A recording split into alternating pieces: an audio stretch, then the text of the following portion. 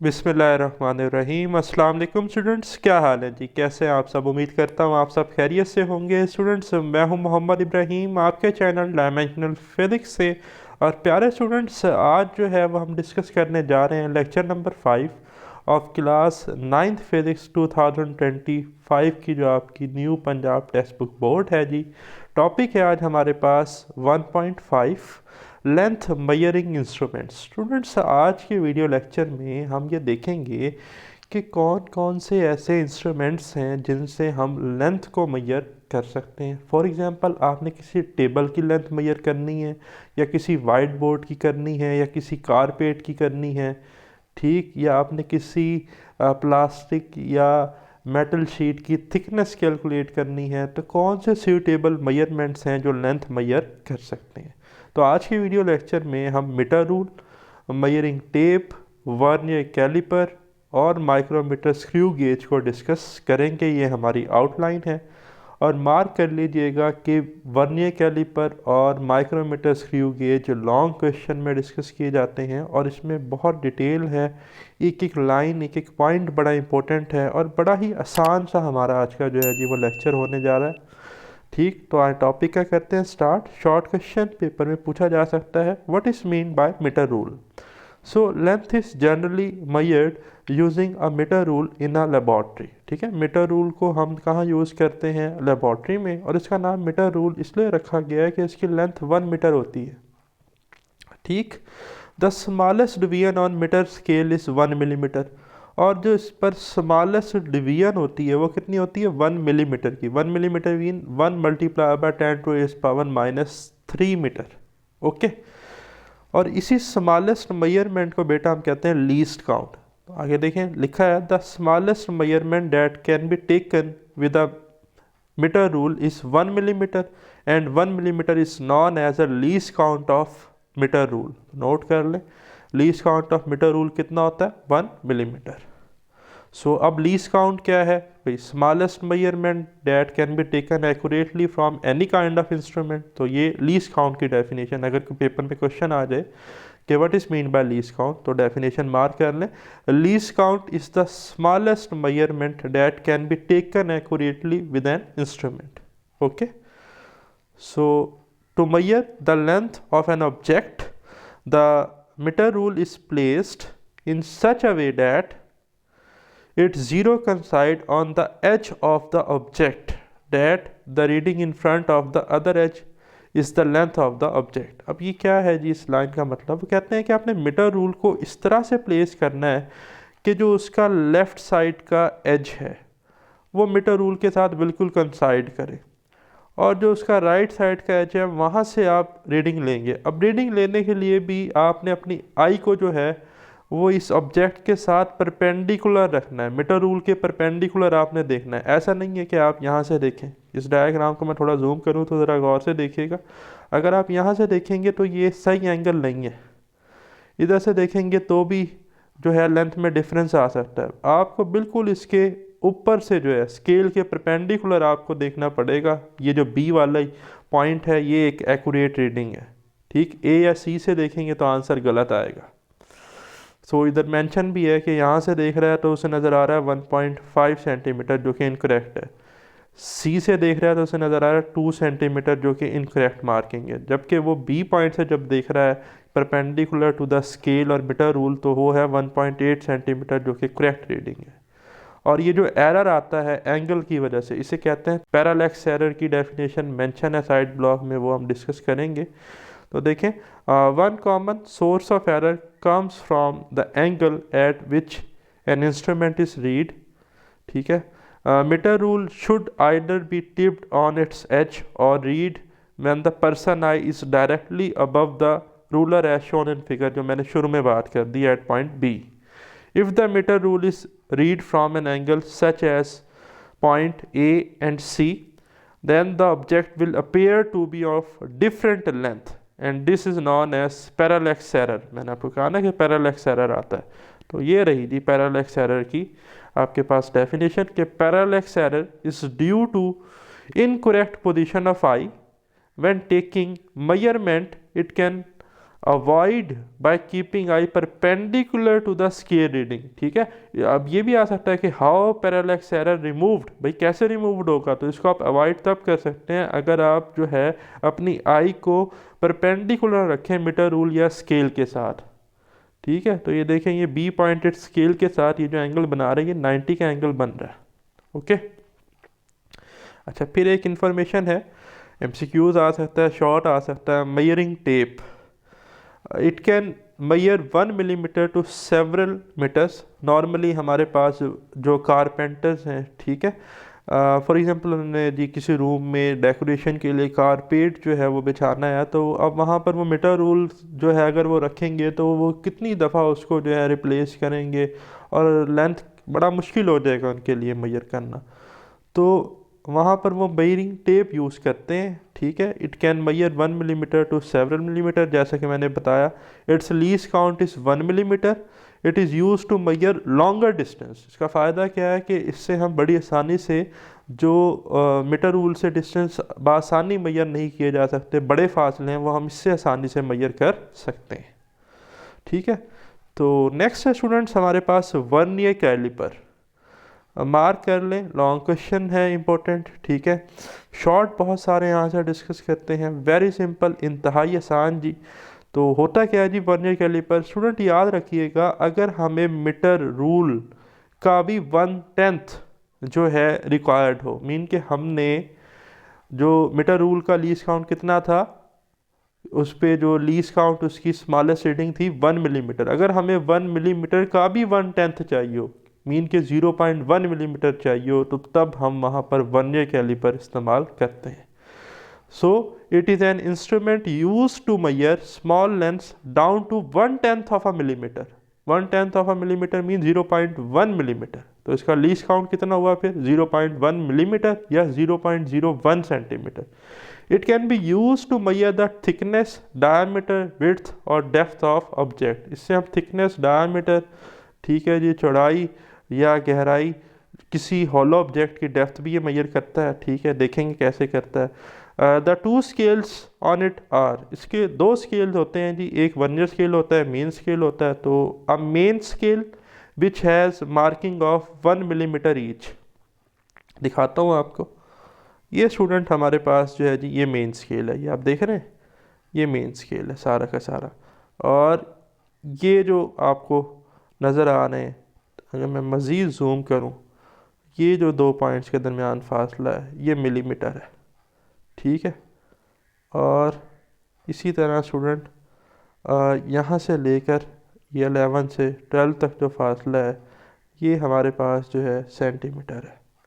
Okay, अच्छा, second student इसका जो हमारे पास है जी वो है वर्नियर स्केल। अब vernier sliding scale of length 9 millimetre, total length कितनी है 9 millimetre, and it is divided into 10 equal parts. तो ये रहा जी, ये हमारे पास वर्नियर स्केल है, मूवेबल स्केल इसे हम कहते हैं। ठीक है, और इसकी टोटल लेंथ जो है वो ये इसके ऊपर अगर आप देखें यहाँ से यहाँ तक ये 9 मिलीमीटर है, जिसको हमने 10 इक्वल पार्ट्स में क्या किया जी डिवाइड किया, तो ईच पार्ट कितना होगा 0.9 मिलीमीटर का। ठीक, तो ये आप देख भी रहे हैं कि ऊपर वाले स्केल से, ठीक है, ये क्या है थोड़ा सा छोटा है। क्यों? क्योंकि ये ऊपर वाला जो है ये हमारे पास बनता है 10 मिलीमीटर और ये है 9 मिलीमीटर, तो ये थोड़ा सा इससे कम है। ठीक, अच्छा, अब बात कर लेते हैं least count of vernier caliper की। So students, least count of vernier caliper is the difference between 1 main scale division and 1 vernier scale division. तो 1 मेन स्केल की डिवीजन थी 1 मिलीमीटर और 1 वर्नियर स्केल की डिवीजन कितनी है 0.9 मिलीमीटर। तो difference हम देखेंगे। तो here hence least count is equal to 1 main scale division minus 1 vernier scale division. तो 1 मेन स्केल की डिवीजन है 1 मिलीमीटर और 1 वर्नियर स्केल की डिवीजन हमारे पास है 0.9 मिलीमीटर। तो डिफरेंस लेंगे तो हमारे पास आंसर आ जाएगा 0.1 मिलीमीटर, या स्टूडेंट आप इसे लिख सकते हैं 0.01 सेंटीमीटर। ठीक है, तो पेपर में एमसीक्यू ऐसे भी आ सकता है, तो ये आपने नोट कर लेना है। ओके, फिर do you know side information है कि vernier calliper was invented by French scientist. हाँ जी, फ्रेंच साइंटिस्ट थे पीरे वर्नियर, जिन्होंने 1631 में, ठीक है, वेरी फर्स्ट वर्नियर कैलिपर को इन्वेंट किया था। ये information MCQs point of view से इम्पोर्टेंट है। फिर यहाँ पर सम स्पेसिफिक लेंथ्स जो हैं वो मेंशन की गई हैं, ये आप एमसीक्यूज के लिए नोट कर लें। फुटबॉल ग्राउंड की 9.1 मल्टीप्लाई 10⁻1 है। मैन की जो है वो मीटर्स में है, ये ख्याल कीजिएगा 1.8 मीटर है। Thickness of a book page की थिकनेस 1.0 मल्टीप्लाई 10⁻⁻4 मीटर है। डायमीटर ऑफ पेंसिल है जी 7.0 मल्टीप्लाई 10⁻³ मीटर। तो ये एमसीक्यूज के हवाले से पेपर में आ सकती हैं। एक और डेफिनेशन है जी least count of vernier calliper को डिफाइन करने के लिए। Usually the least count is found by dividing the length of one small division on the main scale by the total number of division on the vernier scale. Answer again वही आएगा। देखिए मैंने क्या कहा कि dividing the length of one small division on main scale पे one small division थी 1 millimetre की, और divided by total number of division on vernier scale कितनी है 10, तो 1 millimetre divided by 10 answer again आ जाएगा 0.1 मिलीमीटर। ठीक है, अब बात कर लेते हैं जी पार्ट्स ऑफ वर्नियर कैलिपर की। तो वर्नियर कैलिपर की डायग्राम मैंने आपको पहले भी दिखाई, अब आप ये पूरी एक दफ़ा देख लें। तो इसके पार्ट्स जो हैं सबसे पहले मैंने डिस्कस कर लेते हैं 1 बाय 1। ये स्टूडेंट आपको पता चल गया जी कि मेन स्केल है और ये मूवेबल जो है, ठीक है, नॉब से हम इसको एडजस्ट कर सकते हैं, टाइट भी कर सकते हैं। ये वर्नियर स्केल है, ठीक। अच्छा, ये है जी हमारे पास। अब पहले ए से बी देख लें। आउटसाइड जॉस तो वैसे कहते हैं जबड़े को, जैसे हम इंसान है, हमारा जबड़ा, यानी कि कोई ऐसी चीज़ जिसको जो है वो ओपन भी किया जा सकता है, क्लोज भी किया जा सकता है किसी चीज़ को कैप्चर करने के लिए। तो आउटसाइड जॉस जो है इनका काम होता है एक्सटर्नल डायमीटर कैलकुलेट करने का, ठीक है। एक्सटर्नल डायमेंशंस ये हमें बताते हैं। अच्छा, जबकि जो सी डी हैं इनसाइड जॉस, ये हमें इंटरनल डायमीटर या इंटरनल डायमेंशन किसी रिंग का फॉर एग्जांपल हमने कैलकुलेट करना है तो वो इससे पता चलता है। फिर यहाँ पर है tail of vernier calliper. Tail of vernier calliper से स्टूडेंट्स हम डेप्थ ऑफ हॉलो ऑब्जेक्ट, किसी खोखले ऑब्जेक्ट की जो गहराई है वो हम इससे कैलकुलेट कर सकते हैं। तो स्टूडेंट्स देयर आर 2 जार्स A and B to measure external dimension, जैसा कि मैंने कहा कि external diameter of an object, where jars C and D are used to measure the internal dimension or internal diameter of an object. A narrow strip that project from behind main scale, ये बड़ी important line दोबारा देख लें कि a narrow strip that projects from behind the main scale known as tail or depth of gauge, ठीक है। इसे tell of vernier caliper भी कहते हैं या डेप्थ गॉज भी कहते हैं। It is use to measure the depth of hollow object. Okay जी, ये आपने नोट कर लेना है। फिर है जी measurement using vernier calliper. Vernier calliper से मेजरमेंट कैसे की जाती है। तो स्टूडेंट ये आपने बड़े ही गौर से जो है जी मेरी बात सुननी है, समझनी है। इंशाल्लाह वेरी सून जब आप अपनी क्लासेस अटेंड करेंगे अपने अपने स्कूल में, तो वहाँ पर इंशाल्लाह जो भी आपके टीचर्स होंगे वो आपसे ये एक्सपेरिमेंट लाजमी परफॉर्म करवाएंगे।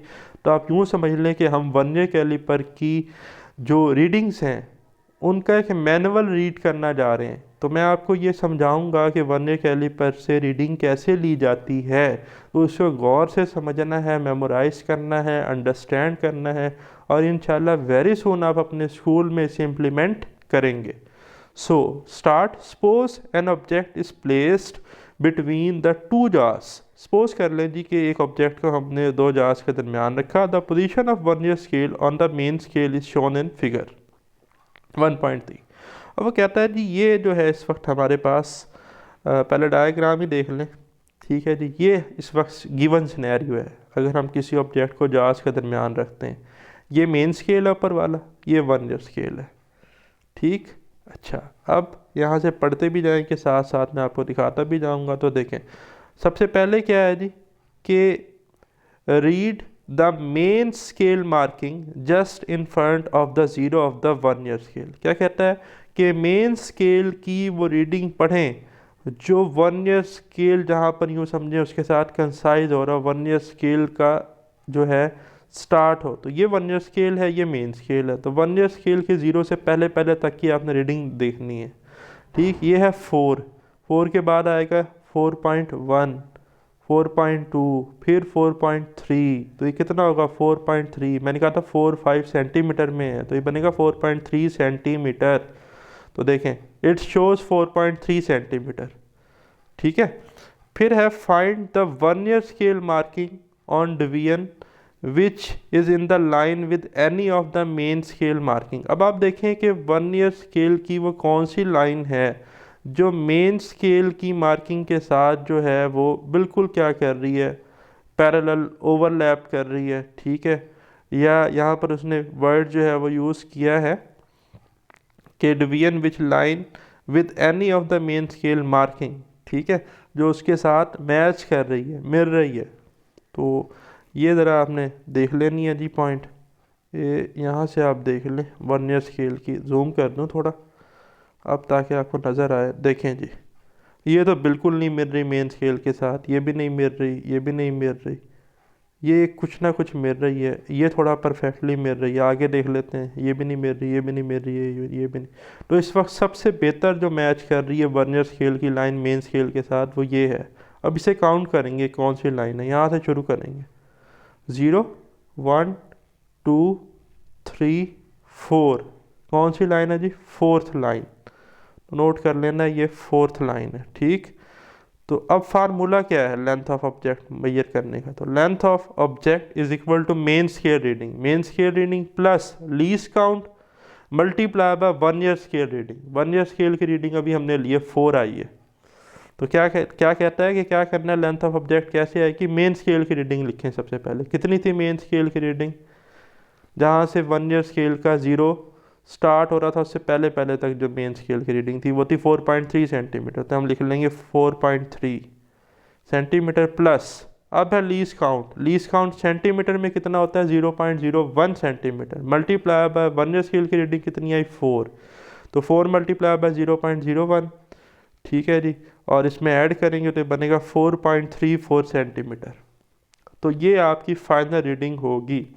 लेकिन स्टूडेंट इस रीडिंग में ज़ीरो एरर पॉसिबल है। अब सवाल ये पैदा होता है कि ज़ीरो एरर होता क्या है और ज़ीरो एरर को कैसे करेक्ट करते हैं, तो ये भी आपको पता चल जाएगा। तो देखें, checking for zero error, following are some important points to keep in mind before checking zero error. ठीक है, पहली बात तो ज़ीरो एरर होता क्या है। If on joining the jars A and be the zeros of the main scale and vernier scale do not exactly concise, अगर जो है वो हमारे पास मेन स्केल का और वर्नियर स्केल का ज़ीरो एग्जैक्टली कंसाइड ना करे each other, then there is an error in an instrument called zero error. ठीक है, हमने वर्नियर कैलिपर को जो है जी सेट किया, दोनों जार्स उसके मिलाया आपस में, तो हमने ऑब्ज़र्व किया कि मेन स्केल का ज़ीरो और वर्नियर स्केल का ज़ीरो कंसाइड नहीं कर रहे। या तो ये इससे आगे है थोड़ा सा, या वर्नियर स्केल का ज़ीरो मेन स्केल से थोड़ा पीछे है। अगर आगे है तो पॉजिटिव ज़ीरो एरर है, और अगर पीछे है तो हमारे पास बेटा नेगेटिव ज़ीरो एरर है। जब पॉजिटिव ज़ीरो एरर है तो हमें वर्नियर कैलिपर ऑब्जेक्ट की एक्चुअल लेंथ से ज़्यादा लेंथ दिखाएगा, तो ज़ीरो करेक्शन के लिए हमें ज़ीरो एरर माइनस करना पड़ेगा। ठीक। और यहाँ पर हमारे पास नेगेटिव ज़ीरो एरर के केस में वर्नियर स्केल हमें जो ऑब्जेक्ट की एक्चुअल लेंथ है उससे कम लेंथ दिखाएगा, और हमें ज़ीरो करेक्शन के लिए ज़ीरो एरर अपनी फाइनल रीडिंग में ऐड करना पड़ेगा। ये बात दोबारा गौर से सुनिएगा और नोट कर लीजिएगा। ठीक, आगे देखें। नेक्स्ट है हमारे पास अब, हाँ जी ये आ गए हम। If the zero of vernier scale is on the right side of the zero of the main scale, ठीक, जैसा कि मैंने आपको फिगर 1.4a में दिखाया इस केस में कि यहाँ पर हमारे पास वर्नियर स्केल का ज़ीरो आगे है मेन स्केल के ज़ीरो से, तो यहाँ पर पॉजिटिव ज़ीरो एरर होगा। ठीक है, then this instrument will show slightly more than the actual length. ये बात मैं शुरू में कर चुका हूँ कि इंस्ट्रूमेंट असल से ज़्यादा लेंथ दिखाएगा। Hence, these zero error are subtracted from the observed measurement। जो observed measurement होगी उसमें से हम ये zero error subtract करेंगे, याद रखिएगा, पॉजिटिव zero error के केस में। ओके, अच्छा जी। To find the zero error, note the number of division of the vernier scale which is exactly in front of any division of the main scale. ठीक है, क्या कहता है कि आप देखेंगे कि कौन सा वर्नियर स्केल की रीडिंग मेन स्केल के साथ बिल्कुल क्या कर रही है, कंसाइड। ये भी नहीं कर रहा, ये भी नहीं कर रहा, ये भी नहीं कर रहा, ये कुछ ना कुछ कर रहा है। और यहाँ पर अगर आप देखें तो 3 भी कर रहा है और एंड में देखें तो 10 भी कर रहा है, बट 10 बड़ा परफेक्टली क्या कर रहा है, कंसाइड और ओवरलैप। तो 10 मैच कर रहा है ना, तो हम 10 को लीस्ट काउंट से क्या करेंगे बेटा, मैयर जो मल्टीप्लाई करेंगे। तो जब 10 को हम लीस्ट काउंट से मल्टीप्लाई करेंगे तो वो हमारे पास ज़ीरो करेक्शन होगी। ठीक है, और ये हमारे पास पॉजिटिव ज़ीरो एरर था। तो पॉजिटिव ज़ीरो एरर में मैंने कहा कि एक्चुअल लेंथ से ज़्यादा बड़ी लेंथ होगी, तो इसको हम जो है वो अपनी मेजरमेंट से फिर सब्ट्रैक्ट कर देंगे। ठीक है, तो देखें आगे उसने लिखी है बात कि multiply this number with the least count. ठीक है, 10 को लीस्ट काउंट से मल्टीप्लाई करेंगे 0.01 सेंटीमीटर से। The result number is the zero error of the instrument. ठीक है, ये पॉजिटिव ज़ीरो एरर के लिए ये नोट कीजिएगा। The observe reading is corrected by subtracting the zero error from it. ठीक है, तो जो आपकी मेजर्ड वैल्यू आएगी जो हमने ऊपर की थी मेजरमेंट, उसमें से आप इसको क्या माइनस करेंगे तो फिर आपके पास एक्यूरेट रीडिंग आएगी। ऐसा तब करना है जब आपका वर्नियर स्केल का ज़ीरो मेन स्केल के ज़ीरो से आगे हो। ठीक है, पॉजिटिव ज़ीरो एरर हो। दोबारा इस डायग्राम को देख लें। ठीक है, अगर ये कंसाइड कर रहे हैं तो कोई ज़ीरो एरर नहीं होगा, फिर नहीं ये काम करना। ओके, अब आगे चलते हैं जी नेगेटिव ज़ीरो एरर के केस की तरफ। जी, if the zero of the vernier scale is on the left side of the zero of the main scale. अब क्या हो जी, अगर वर्नियर स्केल का ज़ीरो मेन स्केल से लेफ़्ट पर हो तो बेटा नोट कर लीजिएगा, इसे हम कहते हैं नेगेटिव ज़ीरो एरर, जैसा कि फिगर 1.4b में है। ठीक, ये देखें कि अब वर्नियर स्केल का ज़ीरो मेन स्केल के ज़ीरो से क्या है, पहले है। ठीक, so the instrument will show slightly less then its actual length. अब जो इंस्ट्रूमेंट है वो अपनी ओरिजिनल लेंथ से कम लेंथ दिखाएगा, तो ज़ीरो करेक्शन के लिए हमें ज़ीरो एरर ऐड करना पड़ेगा। Hence the zero error is added in the observed measurement. Observed measurement में हम ज़ीरो एरर को फिर ऐड करेंगे। अच्छा, for example if 3 is the number of division coinciding with any main scale division, then 3 is subtracted from the 10। ये line बड़ी important है। Positive zero error में हमने रीडिंग को 10 में से सब्ट्रैक्ट नहीं किया, नेगेटिव ज़ीरो एरर में हम रीडिंग को 10 में से सब्ट्रैक्ट कर रहे हैं। इसकी रीज़न इतनी फ़िलहाल याद रखिएगा कि वर्नियर कैलिपर सिलेंड्रिकल होता है और ये अपनी साइकिल रिपीट करता है। ठीक है, तो साइकिल रिपीट करने के लिए हम जो रीडिंग है उसको 10 में से माइनस करते हैं ताकि हमें एक्चुअल जो लेंथ है जहाँ साइकिल एंड हो रही है, साइकिल रिपीट हो रही है, वो मालूम हो जाए। तो पहले तो इस डायग्राम को देखें कि ये 3 आया कहाँ से। ले जी, अब आप देखें कि इस डायग्राम में जो वर्नियर स्केल है उसकी कौन सी जो है जी हमारे पास रीडिंग एग्जैक्टली मेन स्केल से मैच कर रही है। ये भी नहीं कर रही, ये भी नहीं कर रही, ये कर रही है। आगे देख लेते हैं कोई है नहीं, आगे नहीं है कोई, तो ये थर्ड वाली ही है, इसलिए उसने यहाँ पर 3 लिखा है। ठीक, और इस 3 को उसने 10 में से माइनस किया ताकि हमें ये रिमेनिंग पता चले, रिमेनिंग कितना है लूप कंप्लीट करने के लिए। ठीक है, तो रिमेनिंग 7 है, तो 7 को हम मल्टीप्लाई करेंगे किससे स्टूडेंट, लीस्ट काउंट से। ठीक है, और लीस्ट काउंट कितना था 0.1 मिलीमीटर या 0.01 सेंटीमीटर। तो 0.1 मिलीमीटर से जब 7 को मल्टीप्लाई करेंगे तो आंसर आएगा 0.7 मिलीमीटर। तो इस 0.7 मिलीमीटर को हम करेक्शन के लिए ऐड करेंगे, क्योंकि नेगेटिव ज़ीरो एरर के केस में जो हमें एक्चुअल लेंथ जो है वो चाहिए होती है, वो रीडिंग जब हम लेते हैं तो वो उससे कम दिखा रहा होता है। तो एक्चुअल लेंथ कैलकुलेट करने के लिए हमें ये ज़ीरो एरर करेक्शन के लिए ये इसमें ऐड करना पड़ेगा। पॉजिटिव में सब्ट्रैक्ट करना है, नेगेटिव में ऐड करना है। ये इंशाल्लाह जब आप स्कूल में प्रैक्टिस करेंगे तो एक दफ़ा लेक्चर को गौर से सुनिएगा, समझिएगा, दोबारा आपके कंसेप्ट रिवाइज हो जाएंगे और आप इंशाल्लाह ईज़िली अपनी रीडिंग्स ले लेंगे। अब हम चलते हैं, इसी तरह हमारे पास एक और लेंथ मेजरिंग इंस्ट्रूमेंट है जिसका नाम है जी माइक्रोमीटर स्क्रू गेज। नोट कर लें, एग्ज़ाम में एज अ लॉन्ग पेपर में पूछा जा सकता है। ठीक, इम्पोर्टेंट है डाटा, शॉर्ट में आ सकता है, एमसीक्यूज़ में आ सकता है। तो आज का जो वीडियो लेक्चर है थोड़ा सा लेंथी वीडियो लेक्चर ज़रूर है, लेकिन इंशाल्लाह अगर आप इसको डिटेल से सुनते हैं, समझते हैं, तो आपकी each and everything length measuring instrument के हवाले से क्लियर हो जाएगी। Okay, so let's start. It is used to measure very small lengths such as diameter of a wire or thickness of a metal sheet। भाई अगर किसी metal sheet की thickness major करनी है या डायमीटर ऑफ वायर कैलकुलेट करना है, तो वहाँ पर जो मोस्ट सूटेबल इंस्ट्रूमेंट है फॉर लेंथ मेजरिंग वो क्या है जी? Micrometer screw gauge. It has two scale, इसके भी दो स्केल होते हैं, the main scale and the circular scale. तो मेन स्केल क्या होता है? Main scale on the sleeve which has marking of 0.5 millimeter each, 0.5 millimeter each की मार्किंग है जी मेन स्केल पर। The circular scale on the thimble which has 50 division. एक circular scale होता है जी, थिम्बल हमारे पास, वो आप एक्सिस समझ लें, पीविट समझ लें, एक्सल समझ लें, जिस पे कोई चीज़ रोटेट कर सकती हो, मूव कर सकती हो। ठीक है, सम इंस्ट्रूमेंट्स में have main scale marking of 1 millimetre. कुछ जो है जी हमारे पास स्क्रू गेज जिसमें 1 मिलीमीटर की मेन स्केल मार्किंग होती है, और 100 जो डिवीजन्स हैं वो सर्कुलर स्केल पे उसके थिम्बल्स पे होती हैं। ठीक, so when the thimbles make one complete turn, ठीक है, जब थिम्बल जो है वो अपना एक कंप्लीट राउंड ट्रिप पूरा करता है to the spindle moves 0.5 millimetre. ठीक है, when the thimbles make one complete turn, जब थिम्बल अपना एक कंप्लीट चक्कर पूरा करेगा तो स्पिंडल जो है, मैं आपको दिखाऊंगा अभी डायग्राम में, वो सिर्फ कितना मूव करेगा? 0.5 मिलीमीटर। दूसरा चक्कर पूरा करेगा तो मज़ीद 0.5 मिलीमीटर मूव करेगा।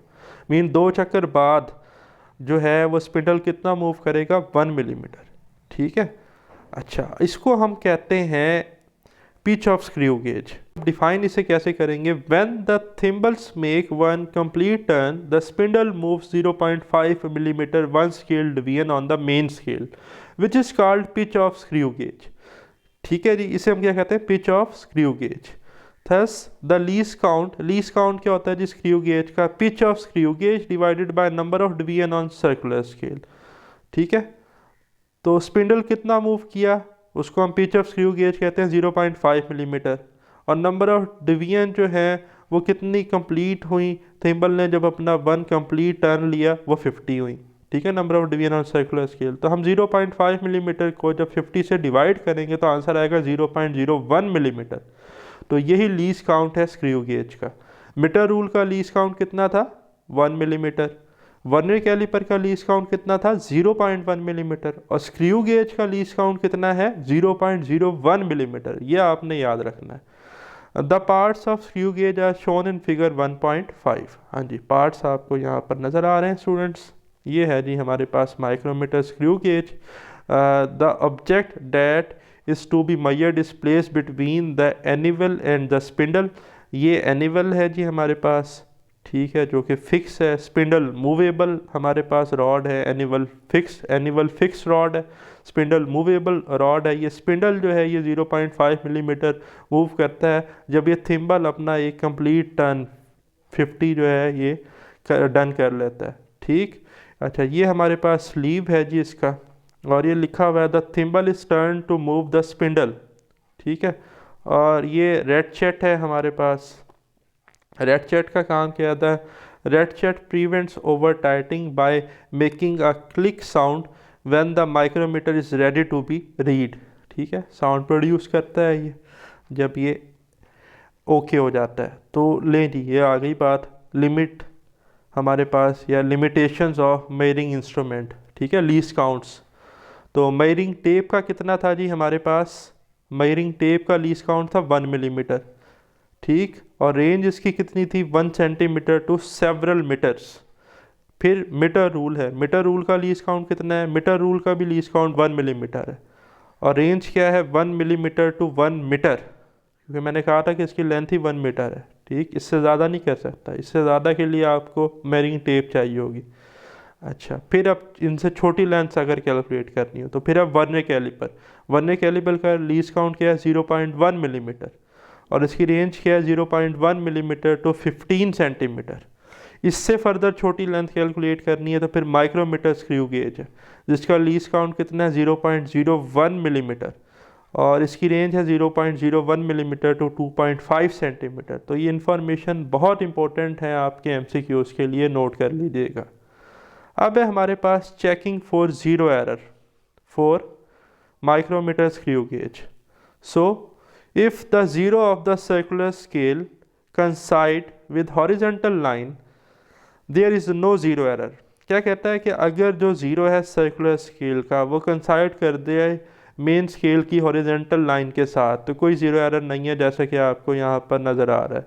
सर्कुलर स्केल का ज़ीरो परफेक्टली कंसाइड कर रहा है मेन स्केल की हॉरिजेंटल ज़ीरो लाइन से, तो अब इस केस में कोई ज़ीरो एरर नहीं है, यहाँ ज़ीरो एरर की अप्लाई करने की ज़रूरत नहीं है। बट यहाँ पर देखें, मेन स्केल का ज़ीरो और सर्कुलर स्केल का ज़ीरो कहाँ है, बॉटम पर है, यहाँ पर एरर है, या मेन स्केल और ये सर्कुलर स्केल का ज़ीरो यहाँ पर टॉप पर है। तो इस केस में एरर दोनों केसेस में पॉसिबल है। कौन सा होगा, कैसा होगा, वो आप ये पढ़ेंगे तभी पॉइंट क्लियर हो जाएगा। तो देखें कि if it is not exactly in front of horizontal line of the main scale on joining the anvil and spindle, then there is zero error in the screw gauge. If the zero of the circular scale is below to the horizontal line, क्या कहता है part B की तरह, कि अगर circular scale का zero main scale के zero से बॉटम पर हो, नीचे हो, ठीक है, below the horizontal line, then it will measure slightly more than the actual thickness, ठीक है, जो एक्चुअल थिकनेस होगी उससे ज़्यादा मेजर कर लेगा, and hence zero error will be subtracted. भाई ज़्यादा मेजर कर लेगा तो फिर हमें ज़ीरो एरर को सब्ट्रैक्ट करना पड़ेगा ऑब्जर्व्ड मेजरमेंट से, ठीक है, ये आप नोट कर लें पॉइंट। नेक्स्ट है कि if the zero of the circular scale is above the horizontal line shown in figure 1.6c, अगर जो है वो हमारे पास सर्कुलर स्केल का ज़ीरो अबव हो मेन स्केल के ज़ीरो से या उसकी हॉरिजेंटल लाइन से, then it will show slightly less than actual length, actual thickness sorry, तो फिर ये जो है वो एक्चुअल थिकनेस से कम थिकनेस दिखाएगा, तो फिर हमें ज़ीरो करेक्शन के लिए ज़ीरो एरर ऐड करना पड़ेगा ऑब्जर्व्ड मेजरमेंट में। Hence the zero error will be added to the observed measurements. Next है स्टूडेंट हमारे पास measurement using screw gauge. Screw gauge से बेटा मेजरमेंट कैसे लेते हैं, ये भी इंशाल्लाह आप जो है वो प्रैक्टिकल वर्क जब अपना परफॉर्म करेंगे इंशाल्लाह वेरी सून स्कूल्स में, ठीक है, तो इसे गौर से सुनिएगा, ये मैनुअल है, ये आपके काम आएगा, तो आप इसे प्रैक्टिकली अच्छे से जो है वो ऑपरेट कर लेंगे। तो देखें, suppose when a steel sheet is placed in between the anvil and spindle, the position of circular scale shown in figure 1.7। ये जी गिवन सिनेरियो है हमारे पास कि मेन स्केल जो है वो ये है हमारे पास, सर्कुलर स्केल जो है वो उसने दिखाया हुआ कि मेन स्केल की हॉरिजॉन्टल लाइन के साथ सर्कुलर स्केल पे रीडिंग 25 है। ओके, तो अब करना क्या है, read the marking on the sleeve just before the thimble.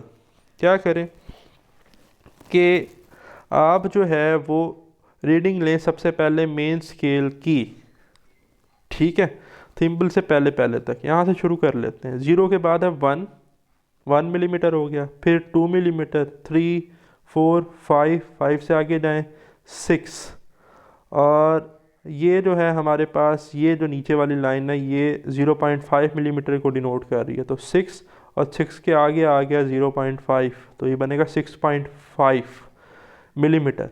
तो मेन स्केल की रीडिंग आ गई कि read the marking on the sleeve just before the thimble, it show 6.5 millimetre. हाँ जी, कितनी आ गई जी, 6.5 मिलीमीटर। अब करनी है सर्कुलर स्केल की हमने रीडिंग मैयर।